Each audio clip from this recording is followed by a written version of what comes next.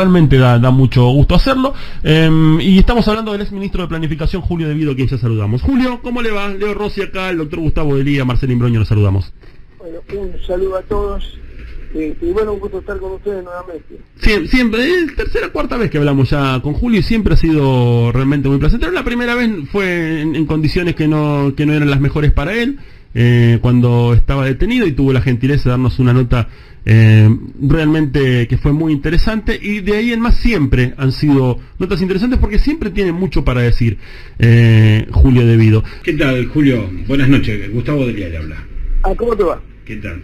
Julio, hace muchos años Eva Perón dijo que donde hay una necesidad nace un derecho, y el otro día lo escuché a Guillermo Moreno, que fue también alguien que participó del gobierno que usted estuvo, dijo de que Alberto Fernández fue un fracaso en materia de darle lo mejor y el bienestar al gobierno, es decir, al pueblo peronista, que este no es un gobierno peronista. ¿Usted cree lo mismo o no? Mira, yo lo que creo, este es un gobierno que se autodefine como una amplia coalición y debería ser un frente conducido por el peronismo, pero el problema no es de Fernández, sino del Partido Justicialista, que está totalmente desarticulado, que no cumple el rol que debe cumplir, que no ha defendido a sus compañeros presos, que está tratando de impedir que la lista que quiere presentar Rodríguez ya tenga validez, o sea, quiere poner a dedo al presidente del Partido Nacional y de la provincia de Buenos Aires. Yo tengo un afecto enorme por Máximo Kirchner, el hijo de mi amigo, de mi conductor, de alguna manera, en términos políticos, en la etapa del trabajo, y esto no contradice lo que te dije, mi conductor político por antonomasia, Juan Perón, pero digamos, no me parece correcto que se entre al partido a dedazo, menos en un momento donde el partido está tan ausente de las decisiones que tiene que tomar el gobierno y fundamentalmente de vaciar línea ideológica. El peronismo tiene ideología, tiene doctrina y no se está aplicando, y el partido es un testigo mudo de lo que está pasando. Yo, por supuesto, considero que este no es un gobierno peronista, y lamentablemente Cristina, que es la persona que debiera conducir al justicialismo en esta etapa, no lo hace por falta de vocación, en el sentido de la repugna a la cuestión partidaria, y yo la entiendo, pero lamentablemente hace un perjuicio muy grande al gobierno. Ya debería ponerse al frente del partido y bueno, pero ir a elecciones. Siempre tenemos que recordar que el 17 de octubre de 1945, cuando Perón llega a la Casa del Gobierno desde el hospital militar, le pregunta a Fabel para qué lo montó llamar, de la manera de empezar la conversación, y dice para que los mande a su casa, a los que estaban en la plaza, y le dijo, mire, si usted no me da una fecha electoral o compromete una elección en los próximos de 5 o 6 meses, yo lo salgo al balcón y la gente va a quemar todo, porque era lo que iba a pasar. La verdad es que el peronismo es un movimiento que siempre digamos, los grandes acontecimientos se han dado en el marco de elecciones internas, y donde ha habido la posibilidad, salvo en la época que había grandes conductores que estaban al frente del partido. Néstor Kirchner estuvo al frente del partido de forma absolutamente inobjetable, porque era realmente el conductor del peronismo. Como si Cristina decidiera conducirlo, seguramente no habría ninguna lista que se le opusiera, porque está claro que hoy por hoy sería la que conduzca. En el caso de Guillermo, yo es una persona que aprecio muchísimo. Él fue secretario de Comunicaciones cuando yo fui ministro de Planificación, y con él construimos la empresa ARSAT, con él impulsamos la construcción de 2 satélites que fueron puestos en órbita, que no fueron Verso, y que fue ciencia y tecnología aplicada. Luego él pasó a otra área del área de economía, y bueno, hizo su gestión, y bueno, hoy el presidente lo puso como amenaza de los que no respetan los precios máximos. Se iban a acordar bien de Moreno si no ordenaban los precios, y las cosas no se arreglan así. Julio, nada, las cosas se hacen, no se dicen, o sea, y sobre todo cuando uno tiene el poder, lo tiene para actuar, no para amenazar. Cuando hace un ratito nos decías que vos sos kirchnerista, claramente, que no sos del Frente de Todos, sino que sos kirchnerista. El kirchnerista desde que surgió el kirchnerismo, ¿no? Desde el año 2003. No, lo que te dije, permitime, lo que dije que durante el gobierno de Néstor, sí. Y cuando fui funcionario de Cristina, era kirchnerista hasta el día de diciembre del 2015. Sí. Después del kirchnerismo entró en un escenario diferente, pero mi identidad es el peronismo. Yo soy peronista y soy afiliado de los 18 años. Tengo 71, así que hace 53 años soy afiliado al mismo partido. Nunca fui y me presenté a una elección por fuera del partido, salvo cuando me corrían para afuera, pero jamás renuncié al partido ni utilicé el transfugismo como herramienta política para posicionar. Está claro. Iba a esto, el kirchnerista, Cristina Fernández de Kirchner eligió a Alberto Fernández como su candidato presidencial, ella acompañando la fórmula, una movida que yo no sé, sinceramente, yo no sé si Cristina pensaba que iban a ganar la elección. Mi sensación es que pensaba que perdían y que por eso decidió que Alberto sea el candidato. Es mi sensación personal, no lo sabremos nunca eso. Lo cierto está en que elige a Alberto, y el kirchnerista y el peronista votó a Alberto porque lo eligió Cristina. ¿Es así o no? No, yo creo que yo también lo voté, sí. Pero lo votamos porque sabíamos que era la única fórmula y la única salida para sacar del gobierno a ese monstruo que era Macri, que estaba, digamos, devastando el país, que es el responsable de la actual crisis económica. Y también este gobierno es responsable de no tomar las medidas que se deben tomar para salir de la crisis económica en la que nos dejó el macrismo. Es un círculo vicioso muy complejo. Pero bueno, creo que hay que dar la pelea en ese sentido. Pero iba a esto, yo quería llegar a esto.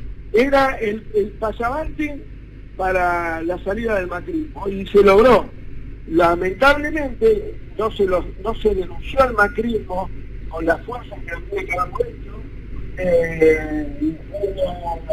Evidentemente el tema de la relación de fuerzas y el apoyo que el macrismo en términos políticos sigue teniendo por parte de los que detengan el poder real de la Argentina, los que ni se lo molestan ni se le hace cosquilla porque se les tiene miedo de tomar decisiones porque entienden que está en la relación de fuerza y de disponibilidad, lamentablemente eso hasta haciendo un daño y está destruyendo al país y destruyendo al peronismo con la pasividad de sus actuales autoridades. Y si nosotros designamos al frente del partido nacional a una persona que dice ser socialdemócrata, cuando el peronismo es una fuerza absolutamente antagónica con la socialdemocracia. Nosotros no tenemos nada de socialdemócrata. Somos una fuerza que tiene una ideología propia y es absolutamente contraria a esa democracia hipócrita que auspicia la socialdemocracia, que pasa precisamente por traicionar los propios mandatos del socialismo al que hacen alusión. No se puede ser socialista y liberal como quiere el presidente. O se es socialista o se es liberal. Y si se es peronista, no se es socialdemócrata. Y el socialdemócrata no puede ser presidente del partido peronista. Cuando la gente votó a Alberto, ¿sentís que hoy en día se siente defraudado por lo que había votado? Cada día más. De hecho, no hay más que mirar las encuestas, ¿no? Las miro poco. Pero lo que veo es que cada vez vamos más para atrás. Recién hablabas de cómo está cayendo la imagen del presidente de la nación, de cómo se va, y que esto está demostrando también el fracaso y también la desilusión del votante. ¿Crees que si sigue cayendo todo esto, puede llegar a haber una ruptura entre Cristina por un lado y Alberto Fernández y Massa? Porque recordemos que Massa llegó de la mano de Alberto Fernández también. Cosa que yo pienso que no. Me parece que mirá por el lado del Ministerio del Interior para ver por dónde llegó Massa. Pero yo te digo lo siguiente, Esta Cristina, que es tan crítica ante situaciones tan graves, no es desconocida para mí, no sé por qué no habla y por qué no dice y por qué no marca el ritmo que estamos esperando aquellos que votamos a este gobierno porque ella lo pidió. Es decir, creo que claro, yo siempre digo que el idioma, digamos, de lo que hablaban los antiguos egipcios se descifró 5.000 años después, y es mucho tiempo eso, ¿viste? La piedra de la Rosetta la descifraron en el siglo XX, así como el XIX, no recuerdo, pero fue en los últimos tiempos, después de 5.000 años de civilización. Lo que digo es que y el partido debiera ayudar en ese sentido, y si ella lo condujera, no digo que sea la presidenta, a lo mejor, pero que se pusiera al frente de lo que es el peronismo, que es el que confió en ella para votar a este gobierno, creo que sería muy saludable para todos. Y esta Cristina crítica yo no la desconozco, ¿no? Yo he visto Cristina, la he visto reaccionar por cosas mucho menos importantes que las que están pasando ahora. Julio, yo era funcionario de eso. Un placer. No porque yo fuera funcionario, pero tal vez yo era funcionario y me quedaba en el gobierno porque había otra actitud. Si yo tuviese que preguntarle a Julio De Vido en este momento, lo primero que se le viene a la cabeza, ¿no? Momento de pandemia, momento de un país en una crisis económica muy pronunciada, que ya veníamos con una crisis económica del gobierno de Mauricio Macri, y que en este primer año y 2 meses que lleva el gobierno de Alberto Fernández, pandemia de por medio, medidas tomadas también por parte del gobierno que también han influido. Digo, si tengo que preguntarle a Julio De Vido en este momento cómo ve a la Argentina, ¿qué me diría? Bueno, coincido en el sentido que vos le dabas a la pregunta también. Me parece que estamos en un momento muy difícil, con una enorme crisis de autoridad política, hay una crisis de autoridad política muy fuerte, dado que el gobierno ha elegido un camino, un sendero de no hablarle con realidad a la gente por un lado, y de no enfrentar las dificultades que tiene con la responsabilidad de la autoridad que la gente le confirió con su voto, y sobre todo creo que no hay un respeto al programa de gobierno que en su momento se dibujó en la campaña con algunos lineamientos. Digamos, el presidente ha dicho que no se afecta a los planes, de hecho el Ministerio de Planificación no fue repuesto, o sea que evidentemente el hombre, digamos, gobierna permanentemente por la cuestión de la relación de fuerza, y claro, la relación de fuerza en la Argentina está marcada fuertemente por digamos, por un lado por el gobierno y por otro lado por el grupo de AEA, digamos, la Asociación Empresaria Argentina, que hoy es el poder real de la Argentina. Respecto a la pandemia, yo creo que es un problema que todos los países del mundo la están atravesando con mucha dificultad, por la cantidad de muertos que tienen y que tenemos, pero yo creo que el gobierno debe hablar con la verdad, y me da la sensación que muchas veces se especula con la cuestión de la pandemia en términos políticos, cuando te dicen que van a vacunar tantos millones de personas en enero, y bueno, nos llegamos a 300.000 o 400.000 personas. Chile en menos de una semana vacunaba 500.000.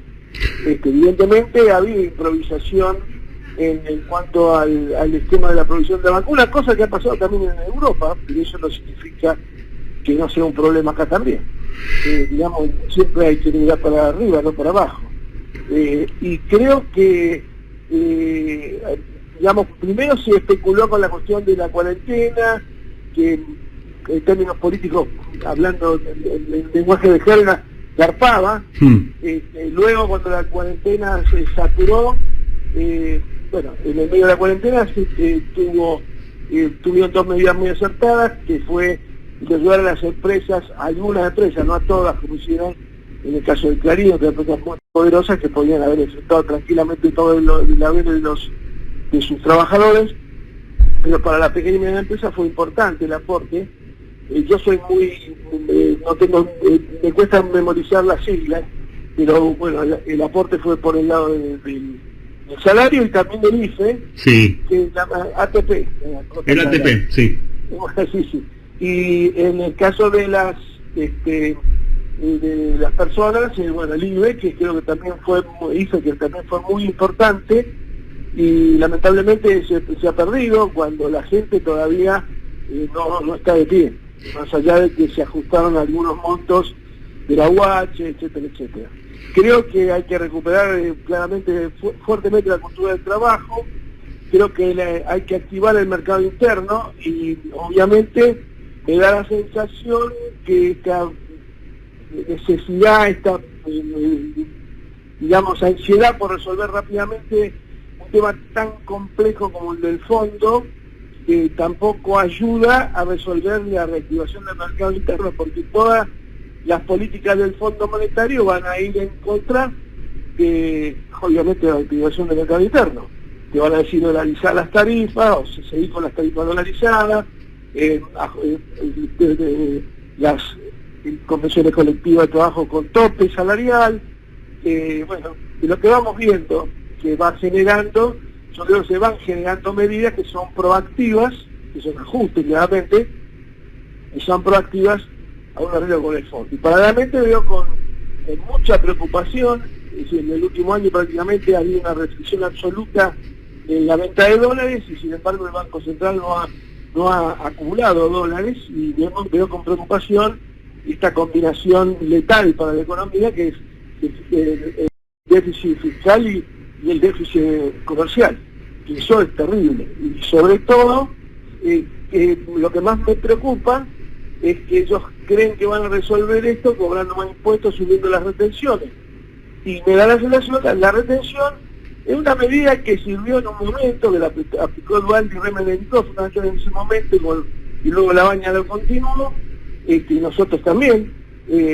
Bueno, luego estuvo el problema de la 125 con las retenciones móviles, que fue una catástrofe política para el kirchnerismo, del cual yo formaba parte, y formo parte del kirchnerismo, ¿no?, del Frente de Todos, pero lamentablemente creo que la herramienta de la retención es una herramienta que uno la maneja en los términos de lo que es el capitalismo liberal, y el peronismo tiene otras herramientas. Es decir, yo creo que la recuperación de la administración estricta del comercio exterior nos va a permitir el ingreso del flujo de dólares y nos va a permitir especificar la economía, que es lo único que va a activar el mercado interno. Y va a haber un sentido diferente, creo que estos días están hablando de eso. Luego ya, en la cuestión de los presos políticos, si bien yo no estoy detenido en este momento y tengo prisión domiciliaria, bueno, las causas vinculadas al Lofer han seguido avanzando. Hoy Milagro Sala se pronunció, hizo un comunicado muy importante, y no sé si tuvo mucha difusión, pero yo lo vi, y bueno, paralelamente a la gravedad de las manifestaciones del ministro Cafiero primero y el presidente hoy, en el sentido como que, bueno, al presidente me extrañó muchísimo, porque yo soy arquitecto, y en términos jurídicos, bueno, siempre me he movido con el asesoramiento de mi esposa, pero hablar, eso ni lo hablé con ella, pero hablar de que la justicia es autónoma, no, la justicia es un poder independiente, pero forma parte de la República, y obviamente los otros dos poderes tienen atribuciones, y digamos, tienen mandas constitucionales en el sentido que lo deben controlar. La justicia, como el poder ejecutivo o el legislativo, nunca se autodepura. El control siempre es cruzado y hay un poder sobre otro, y eso no significa faltar a la independencia del poder judicial. De hecho, Kirchner, cuando logró la renuncia de la Corte en el año 2003, lo hizo sobre la base de denunciar, digamos, el avasallamiento por parte de la Corte cuando pedían resolver el tema de la especificación asimétrica del doctor Nazareno, y cualquier un avasallamiento concreto de la Corte sobre el poder político, sobre el poder ejecutivo. Bueno, lo denunció, bueno, y logró un cambio. Creo que en ese sentido tampoco hay fuerza como para avanzar en resolver, porque estos problemas de la justicia no solamente con nosotros los presos políticos, arbitrarios, como le llaman ellos, o el nombre que le quieran poner, sino en general para la sociedad es un problema muy grave, muy serio, y yo veo, por ejemplo, el tema de las escuchas que nos hicieron cuando estábamos presos a nosotros y a nuestros defensores. La doctora Gabriela de Rebol, que estaba frente al servicio penitenciario, hizo una exposición días pasados en relación a, que hasta le transmitían y espiaban la cantidad de comida que nos traían, no nos dejaban de traer los familiares, cosa que es gravísima, pero que esa declaración, esa suerte de denuncia entre comillas, porque uno no ve una activación fuerte del rol del Estado como querellante en la causa de Dolores. Eso está todo paralizado. Encima el doctor Ramos Padilla lo han ascendido ahora, en el sentido que ha pasado a ser el juez electoral de la provincia de Buenos Aires, lo cual esta causa, que es clave para derrotar definitivamente al lawfare y darle al lawfare una categorización jurídica, evidentemente estamos perdiendo una oportunidad magnífica y hemos perdido un juez muy valioso en cuanto a su independencia y a una visión crítica de lo que es el lawfare. Pero bueno, más o menos no te quiero abrumar ni tomar el monopolio de la palabra, porque ustedes seguramente querrán preguntar. No, a mí me gusta escuchar. Yo digo, me pareció, primero que aparte ahora vamos a ir obviamente desarmando todo esto que nos fuiste diciendo, Julio, para ir desmenuzando justamente las diferentes partes. Por ejemplo, en un momento hablaste de que hay que volver a la cultura de la política. Yo recuerdo el gobierno del cual fuiste parte, el de Néstor Kirchner, y te pregunto así, pregunta cortita para respuesta cortita. ¿Néstor Kirchner es tu líder? ¿Néstor Kirchner? ¿Es tu líder? ¿Néstor Kirchner es tu ejemplo? Néstor Kirchner fue un compañero de ruta y le tocó obviamente en ese momento conducir un proceso político del que yo fui parte y estaba digamos, en relación de independencia con él, en el sentido estrictamente político. Él era mi superior y yo respondía, y creo que fue un estadista, un tipo muy importante en la política argentina, pero mi líder es el general Perón. El líder general Perón. Bien, bueno, digo, cuando hablo de Néstor Kirchner, hablo porque yo recuerdo cuando Néstor Kirchner asume que dice, hay muchos planes sociales porque hay falta de trabajo. Entonces lo que nosotros vamos a hacer, vamos a reactivar el trabajo, y yo recuerdo que mes tras mes, en el comienzo del gobierno de Néstor Kirchner, se anunciaba cuánto había bajado el desempleo y también cuántos planes sociales menos había, y se mencionaba esto como un triunfo realmente, porque la gente estaba teniendo trabajo, que es lo que dignifica al ser humano. Hoy en día, y no hablo solamente de la actualidad, y hablamos de toda la época de la pandemia, con todas las planes sendados, pero hablamos también de tiempo atrás, gobierno de Mauricio Macri, que se pensaba que iban a desaparecer los planes y sin embargo se dieron más, gobierno de Cristina, diferentes gobiernos, donde es un logro dar cada vez más planes sociales. Y esto de la cultura del trabajo, de lo cual... No comparto lo que decís vos. ¿No lo comparte? No, sí. Bueno, pero yo voy a esto. Pero eso, mirá, y además en el área que me tocó conducir, en esos años, cuando nosotros asumimos, había poco más de 120.000 obreros de la construcción trabajando, y en el pico en el 2011 llegamos a casi 800.000. Bueno. Reducíamos 120.000 autos y teníamos casi 1.000.000. No era de mi área, pero eso es mercado interno. Y en el tema de los obreros metalúrgicos nos llegaban a 60.000, después de haber sido en la época de los 70 casi 600.000, y nosotros en poco tiempo los llevamos a casi 400.000. El punto donde está, Julio, y a qué quiero llegar. Hay personas en la Argentina, el plan social debería ser una ayuda para aquel que no tiene trabajo hasta el momento que lo consigue. ¿Estamos de acuerdo con eso? Una emergencia como fue la pandemia. Claro. Hay personas que hace 15 años que están viviendo de planes sociales en la Argentina. Indudablemente no hay una cultura del trabajo. Indudablemente estamos fomentando que la gente viva un plan social, porque si alguien si en 15 años no pudo conseguir un laburo para salir de esto, algo estamos haciendo mal. Estamos haciendo mal, incluyéndome en la Argentina, cuando no tomo decisiones, ¿no? La cuestión de nuestra doctrina, ¿no? Del justicialismo, donde la columna vertebral del movimiento son los trabajadores. Nosotros no, yo lo comparto contigo, que hay en el área social, el ministro está dibujado, Arroyo, lamentablemente, que los dos es un tipo interesante en términos intelectuales, pero me da la sensación que hay una cultura del pobrismo que llevan adelante Chino Navarro, Pérsico, Grabois, que es absolutamente negativa. Yo creo que las economías populares tienen valores importantes, las cooperativas y demás pueden ser una herramienta para salir del proceso del estar desocupado hacia la consecución de un empleo formal. La persona que, o sea, yo no critico al que cobra el plan social, sino lo que creo que queda sujeto, sometido a la imposibilidad de acceder a la movilidad social ascendente, porque lo único que te permite tomar crédito, que te permite evolucionar como ciudadano y fundamentalmente como individuo, en el sentido de poder avanzar y progresar y cambiar tu casa o mejorar el alquiler de la casa que alquilás, o cambiar el auto o salir de vacaciones, es un trabajo formal. Nadie que no tenga trabajo formal tiene acceso a la posibilidad de tener una expectativa de crecimiento futuro. Pero aparte te lo llevo al otro lado del escritorio también. Digo, ¿cómo hacemos para hacer? Nosotros llamamos pobrismo, ¿no? Claro. El peronismo se ha destacado siempre por avanzar en la conquista de los trabajadores, pero Perón decía que la Argentina es una sola clase de hombre que trabaja. El hombre que no, el trabajo es un derecho y una obligación, dice la Constitución del 49, es un derecho establecido por la Constitución.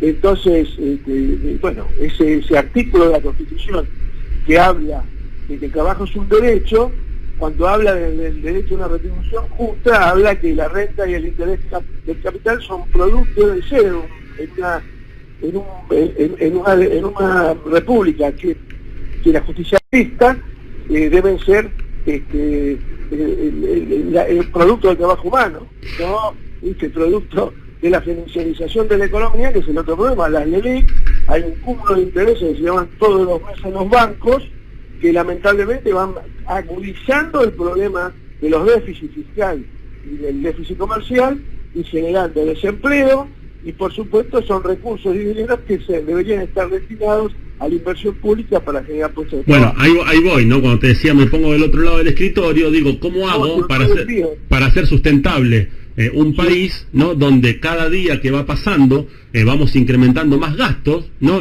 Porque, a ver, si bien la ayuda es una ayuda social, pero para el Estado termina siendo este déficit fiscal del cual vos estás hablando, que es muy difícil salir cuando vos te metes en una vorágine y le das el derecho. Aún los que reciben los beneficios de estos planes, digamos, es como una suerte de cárcel en vida, sí, porque le impide crecer, desarrollarse, mejorar y tener expectativas. Una sociedad que no tiene expectativas es una sociedad que está muerta. Y eso tampoco ni siquiera, Perón decía que estamos lejos de los países capitalistas, y en aquel momento, en la Guerra Fría, se hablaba del colectivismo socialista o comunista, o de la Unión Soviética. Es decir, el justicialismo es otra cosa. Y tener una cultura del pobrismo pensando que sobre eso se construye el poder popular es un error enorme. Sobre eso está. Contra los trabajadores, que son los que pelean y luchan permanentemente por ascender en términos económicos, y eso a su vez reactiva el mercado interno, que es lo que hace crecer la economía. Sobre eso y luego está la cuestión del comercio exterior, que es una cuestión que también lo definía la Constitución del 49, que lo debe manejar el Estado. Y a mí que no me vengan con que el IAPI fue una mala experiencia, o que en el Estado va a haber gente mala y que todo el otro, porque ese es el discurso de AEA y de todos estos sinvergüenzas que han generado un proceso de concentración de la riqueza, que es lo que degrada al país y digamos al cual la cultura o la tendencia ideológica de ir por el lado del pobrismo, o sea, de los planes sociales y demás, lo único que hace es beneficiarlo a ellos, porque lo que hacemos es contenerla a la gente para que no se movilice y reclame por sus derechos. En ese poderío popular que se da, yo tengo que dilucidar, es algo que pienso en realidad, ¿no? Pero quiero también saber qué es lo que pensamos.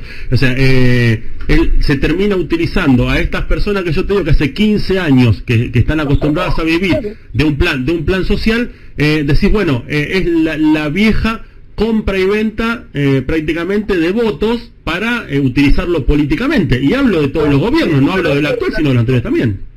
Eso es relativo, porque eso ya nos costó la elección del 2015, más allá de errores tácticos que se cometieron en el proceso electoral en aquel momento. es relativo. Lo único que hace fuerte un gobierno popular en la Argentina es los trabajadores organizados y con un Estado que administre el comercio exterior, que administre los recursos. ¿Qué es el comercio exterior? Es la venta de los excedentes exportables que tiene el país.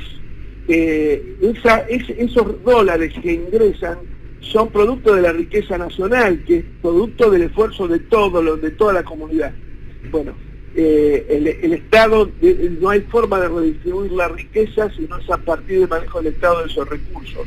Y lo único que hacemos, entregando nuestros recursos exportables, estoy hablando fundamentalmente del sector agrícola ganadero, si nosotros lo único que hacemos es concentrar más en menos personas esos recursos, lo manejan 8 empresas, que son además multinacionales, o sea que el recurso ni siquiera queda en la Argentina. Entonces, bueno, como pasa con las empresas de servicios públicos, en muchos casos, las que son de capitales extranjeros, que obviamente todos los recursos que la plusvalía que obtienen por explotar el servicio, que es enorme, porque es un servicio monopólico, va todo al exterior. O sea, el esfuerzo de lo que pagamos vos, yo y todos los ciudadanos por la luz o el gas y el agua que consumimos, se va por un tubo al exterior, porque compran los dólares y los mandan al exterior. Y de la misma manera ahora se ha inventado una nueva clase de los argentinos, como Macri, por ejemplo, que pone los 44.000 millones de dólares que entraron del Fondo Monetario. ¿Qué hicieron?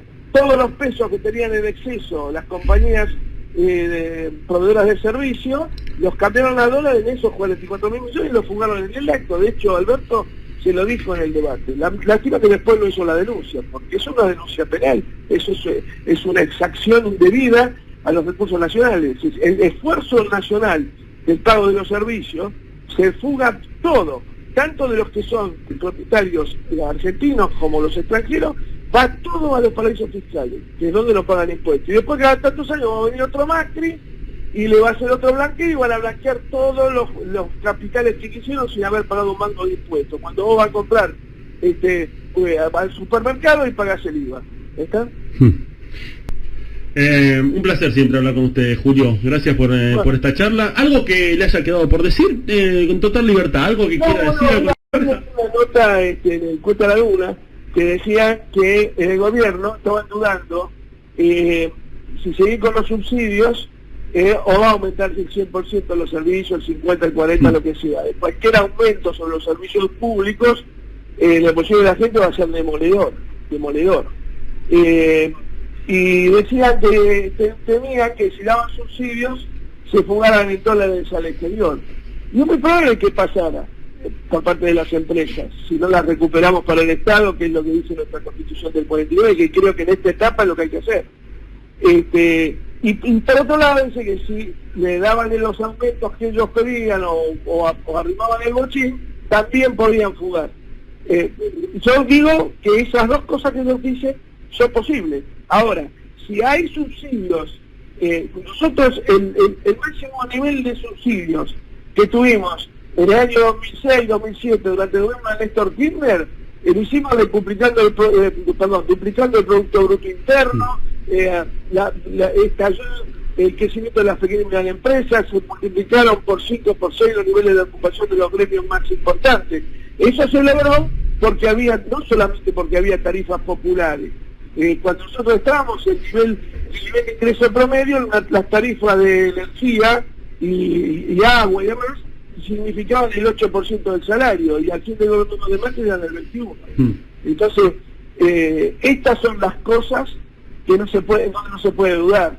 El otro día escuché un reportaje de Amado, y él, comparto con él decía que las tarifas, no solamente que no hay que aumentarlas, hay que bajarlas en términos nominales. Entonces, absolutamente no es. Aumentaron el 5.000%, cuando los sueldos bajaron casi el 30% durante el régimen macrista. Bueno, por favor, no dudemos. Los servicios tienen que valer. Busquemos la técnica que mejor les guste, pero los servicios tienen que valer el costo necesario para recuperar la industria nacional, el mercado interno, los niveles de ocupación y el nivel salarial de los trabajadores. Si no funciona la cosa. ¿Es posible recuperar la política del trabajo con gente que hace 15 años que vive de planes, Julio? Va a ser muy difícil, porque son 15 años son 3 generaciones. No va a ser fácil, pero ¿sabes qué pasa? Si no empezamos, cada día va a ser peor. No digo sacar de los planes, hay que darle laburo, esto es lo central. Hay que darle laburo. Julio, un abrazo grande. Formal, con boleta de sueldo, con estabilidad que le permita al hombre evolucionar en la vida en términos económicos. Eso no es capitalismo, eso es peronismo puro y duro. Abrazo enorme, Julio, gracias por esta charla. Chao, gracias a usted. Julio Devido, él es ministro de Planificación, pasando por aquí, por La Noche Recién Comienza. 23 horas.